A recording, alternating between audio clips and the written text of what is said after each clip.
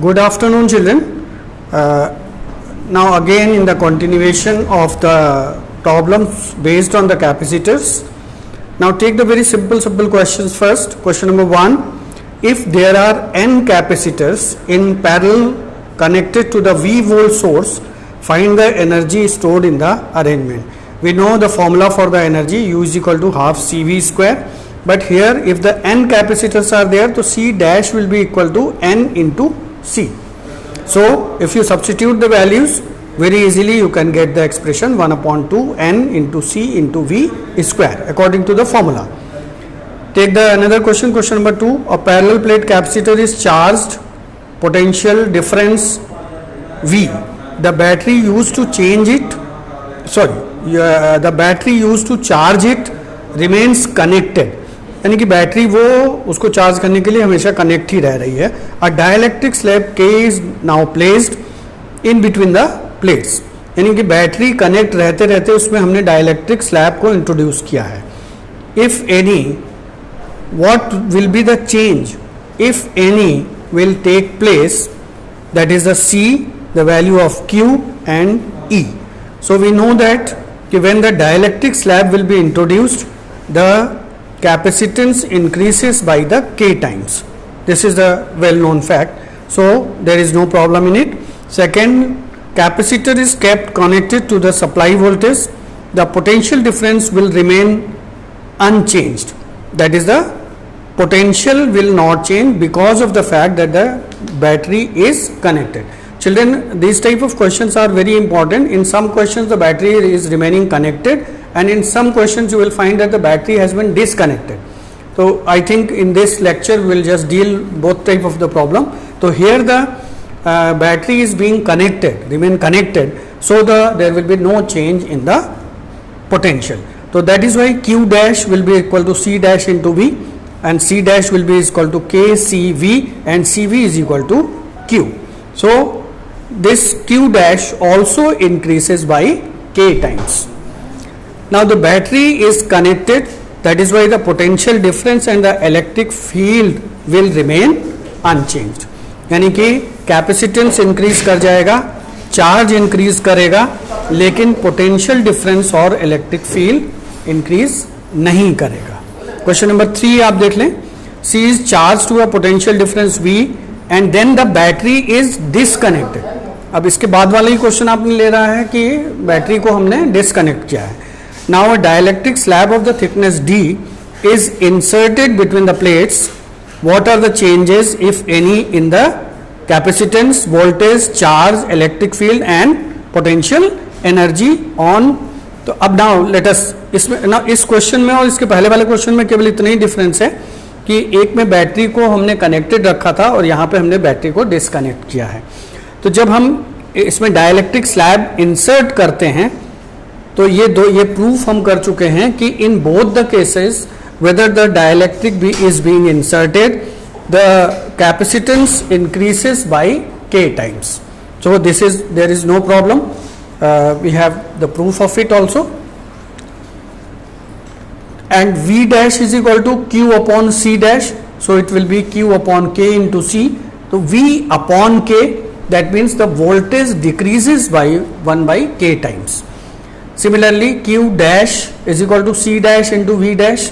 So substitute the value K into C into V upon K, so it is remaining Q. So the Q will be unaffected. Q पे कोई भी फर्क नहीं पड़ेगा. Similarly electric field is equal to E dash is equal to V dash upon D. Substitute करेंगे तो formula आ जाएगा E upon K. That means कि इलेक्ट्रिक फील्ड भी 1 अपॉन K फैक्टर से डिक्रीज कर जाएगी. फिफ्थ जो है आपका potential energy, that is the 1 by 2 C dash V dash square. Substituting the values 1 by 2 K into C into V upon K whole square, and after the calculation again you will get U upon K, यानी कि potential energy भी decrease करेगी. तो इस question में हमने ये देखा कि जब बैटरी को डिस्कनेक्ट हम कर देते हैं तो कैपेसिटेंस इंक्रीज करेगी, वोल्टेज डिक्रीज करेगा, चार्ज पे कोई फर्क नहीं पड़ रहा है, इलेक्ट्रिक फील्ड भी डिक्रीज करेगा और पोटेंशियल एनर्जी भी 1 बाई K फैक्टर से डिक्रीज कर जाएगा. Question number 4. show that the effective capacitance C of a series combination of three capacitors of the capacitances C1, C2 and C3, it is given by this. I think it is very simple question. It is asked in the CBSE 2010. C1, C2, C3 अगर हमको series में जुड़े हुए हैं तो formula apply कीजिए, C1, C2, C3 जो है वो एलसीएम आ जाएगा, और एक ये C1 कैंसिल होगा तो C2, C3 आ जाएगा, C2 कैंसिल होगा तो C1, C3 आ जाएगा, C3 कैंसिल होगा तो C1, C2 आ जाएगा। और 1/c की वैल्यू है, C की वैल्यू इसको जस्ट रिवर्स कर दीजिए तो you will get very easily C1, C2, C3 upon C1, C2, थोड़ा सा इसको सीक्वेंस में लिख लीजिए, C1 इंटू C2, फिर उसके बाद C2 into C3 plus C3 into C1। अगर नहीं भी लिखेंगे तो भी ये करेक्ट माना जाएगा। नाउ एक और another type of a question से आपको डील करना होता है, जब कुछ छोटी छोटी ड्रॉप्स जो हैं वो मिल करके एक बड़ी ड्रॉप बना लेती हैं, तो उनका पोटेंशियल उस बड़ी ड्रॉप का हमें कोलैप्स होने के बाद जो बड़ी ड्रॉप बनती है उसका पोटेंशियल कैलकुलेट करना होता है। तो because it is in the spherical shape, तो अगर स्मॉल ड्रॉप का रेडियस जो है वो स्मॉल आर है, और जब वो छोटी छोटी बूंदें बहुत सारी कलेक्ट होकर के कोलैप्स होकर के एक बड़ी बूंद बना देती हैं तो उसका रेडियस हम कैपिटल आर मान लेते हैं। तो C is equal to small drop का हो जाएगा 4πε0 इंटू आर, C की वैल्यू है 4πε0 into R into V, because Q is equal to C into V. अच्छा, टोटल चार्ज कितना हो जाएगा? एक ड्रॉप पे अगर इतना चार्ज है तो n ड्रॉप्स पे कितना चार्ज होगा? That means it should be multiplied by n। तो ये हो जाएगा n into 4πε0 into small r into v voltage. अच्छा, इसमें जो फंडामेंटल है कि जो बड़ी बूंद बनेगी उसका वॉल्यूम और जितनी छोटी बूंदें मिल करके उस बड़ी बूंद को बना रहे हैं उनका दोनों का वॉल्यूम सेम होगा। इससे हमें स्मॉल r और कैपिटल R के बीच का रिलेशन मिल जाएगा। ये इसमें बहुत ही फंडामेंटल चीज़ है। फिर से समझ लीजिए, मान लीजिए कि 27 ड्रॉप्स हैं, एक ड्रॉप का वॉल्यूम इंटू 27 ड्रॉप्स का वॉल्यूम, और जब वो एक साथ मिल करके कोलैप्स करके एक बड़ी ड्रॉप बनाएंगी तो उसका भी वॉल्यूम सेम रहेगा। तो इसको अगर हम इस तरह से मैथमेटिकली लिखें 4/3 pi capital R cube is equal to n times 4/3 into pi small r cube, इससे कैपिटल R और R के बीच का रिलेशन आ गया, R is equal to n to the power 1/3 into R। Now V dash is equal to Q by C, तो Q की value substitute करिए, C की वैल्यू 4πε इंटू R, क्योंकि बड़ी ड्रॉप का पोटेंशियल निकालना है इसलिए हम कैपिटल R रखेंगे। कैलकुलेट कर लीजिए, जो कैंसिल हो रहा है उसको कैंसिल कर दीजिए, you will get V dash is equal to n to the power 2/3 into V। Again see the question number 6। ये आपको लैडर प्रॉब्लम लग रही होगी, लेकिन ये इनफाइनाइट लैडर नहीं है। तो इसको क्या करेंगे हम लोग, देखिए ये 2 माइक्रोफैरेड, ये 2 माइक्रोफैरेड, इधर बैक साइड से अगर चलें तो ये 2 microfarad and 2 microfarad are in series, इसको सीरीज में ऐड करेंगे तो ये 1 माइक्रोफैरेड आ जाएगा। This 1 microfarad and this 1 microfarad is in parallel, तो फिर ये 2 माइक्रोफैरेड हो जाएगा। ये 2 microfarad and this 2 microfarad again in the series, तो फिर 1 आ जाएगा, फिर 1 और ये 1 पैरेलल में जुड़ेगा तो ये कितना आ जाएगा, फिर 2 माइक्रोफैरेड आ जाएगा, ये 2 माइक्रोफैरेड, ये 2 माइक्रोफैरेड, फिर आपका सीरीज में आएगा तो अगेन 1 माइक्रोफैरेड और 1 microfarad and this 1 microfarad, again 2 microfarad and this 2 microfarad and this 2 microfarad again are in series, तो फिर ये आपका कितना आ जाएगा, 2 माइक्रोफैरेड आ जाएगा, और C इक्विवेलेंट फाइनली कितना आ जाएगा, 1 माइक्रोफैरेड आ जाएगा। तो यहाँ से हम शुरू करेंगे ये सीरीज में, फिर ये 1 माइक्रोफैरेड के पैरेलल में, फिर जो आएगा ये 2 आएगा, ये 2 फिर 1 हो जाएगा, 1 और ये 1 फिर 2 होगा, 2 फिर 1 हो जाएगा, फिर ये 2 हो जाएगा और ये 2 फिर 1 हो जाएगा। तो C इक्विवेलेंट फाइनली 1 माइक्रोफैरेड होगा। एक ये बहुत ही NCERT का बहुत ही इंपॉर्टेंट क्वेश्चन है चिल्ड्रन, क्वेश्चन नंबर 7। ये देखिए, इसमें C इक्विवेलेंट कैलकुलेट करना है। I think it is easily understood that C2 and C3 these are in the series combination, then what is the resultant is there, that will be in the parallel combination of C1, फिर जो combination आएगा वो C4 के series combination में हो जाएगा, क्योंकि आपका 300 वोल्ट इस पॉइंट से और इस पॉइंट से अटैच्ड है।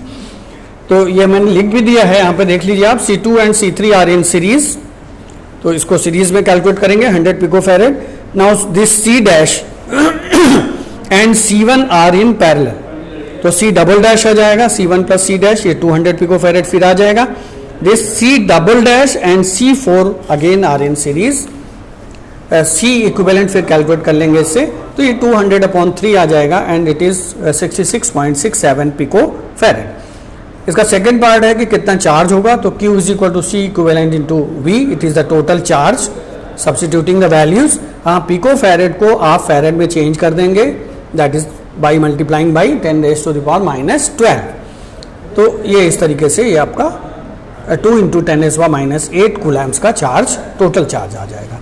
ये आप लैडर प्रॉब्लम फिर से कर चुके हैं, यहाँ पे इसके बीच का D है, तो ये तीनों ही पैरेलल कॉम्बिनेशन में जुड़ेंगे।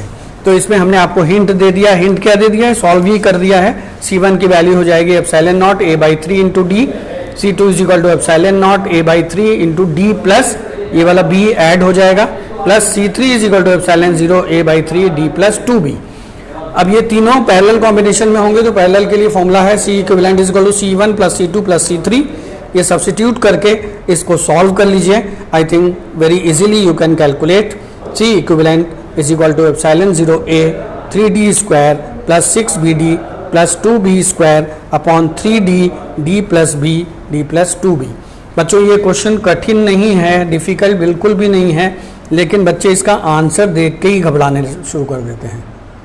तो इसमें ऐसी कोई घबराने जैसी बात नहीं है। C1 की वैल्यू मैंने लिख दी, आप आसानी से लिख सकते हैं। लैडर प्रॉब्लम आपको हमने थ्योरेटिकली भी एक्सप्लेन किया है, तो I don't think any problem will be there, but even if any problem is there you can ask on the WhatsApp group. Now take the question number 9, find the capacitance of a system of 3 parallel plates, each of area a meter square, separated by the distances d1 and d2 meter respectively. The space between them is filled with the dielectrics of the relative dielectric constants epsilon 1 and epsilon 2.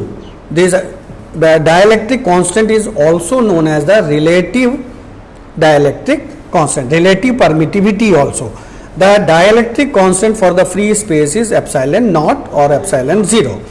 Hint इसमें मैंने आपको दे दिया है, C1 is equal to epsilon 0, K की जगह यहाँ पे एप्सिलॉन 1 आ जाएगा, और K1 अगर मानते तो ये K1 होता, एप्सिलॉन 1 लिखा हुआ है according to the question, and in place of K2 we have just replace it by epsilon 2 because it is already given in the question. तो C1 एंड C2 कैलकुलेट कर लेंगे, फिर ये दोनों आपके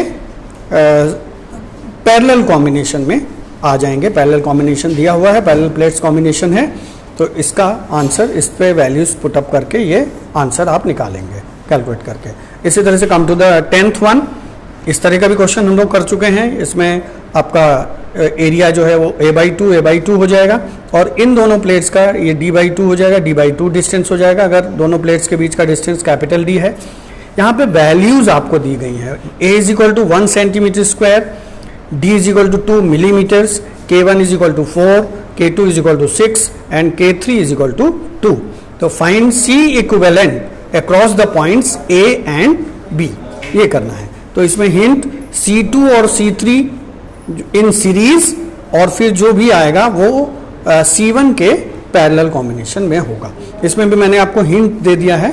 C1 की वैल्यू कितनी होगी, एप्सिलॉन 0 K1 इंटू A/2D हो जाएगी, A/2 क्योंकि एरिया जो होगा वो A/2D होगा, तो ये 2 नीचे आ जाएगा। Similarly C2 is equal to epsilon 0 K2 into A/D हो जाएगा, C3 is equal to epsilon 0 K3 into A/D हो जाएगा। तो C equivalent is equal to, अब C1 के ये पैरेलल कॉम्बिनेशन में होगा, तो C1 प्लस C2 और C3 का ये आ जाएगा C2 C3 upon C2 plus C3। C1 की वैल्यू सब्स्टिट्यूट करिए, ये आपका आ जाएगा K1/2 plus K2 into K3 upon K2 plus K3।